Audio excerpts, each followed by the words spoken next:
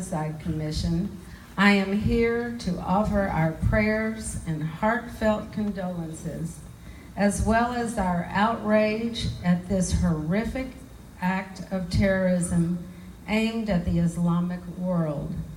Once again, we are asking ourselves, along with the rest of the civilized world, what is it going to take to stop the hatred and senseless violence that we see on display far too often? Unfortunately, there are no easy answers. In a world awash with lethal weapons, along with the internet and social media, which often fuels the pathology that exists in far too many people today across the globe, we all must do our part to try to bring an end to all of this. Surely the signs were there that the people involved in the Christchurch massacre were on a path of evil and destruction. It may be a cliche at this point, but if you see something, say something.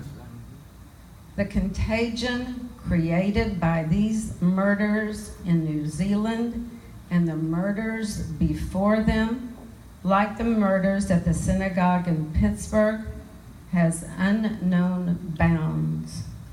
Too often, the immediate reaction is to search for the motivation or the inspiration for such a heinous act, so that we can point fingers at whomever we dislike or despise for their political views or their religious or national heritage.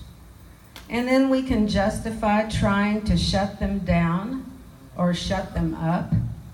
The futility and frustration are enormous. Following tragic incidents like these, we must continue to search for the answer to the question, how do we change this culture of death?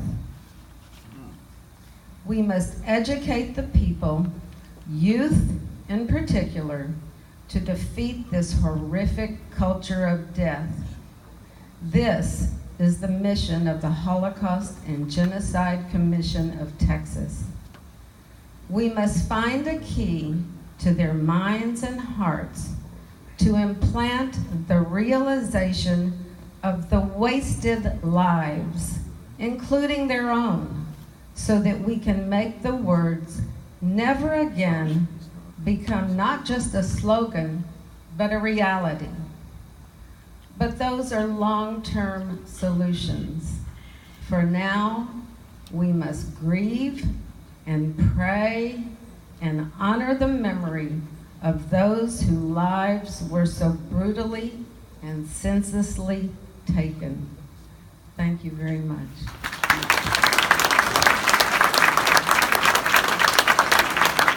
I just need to take this one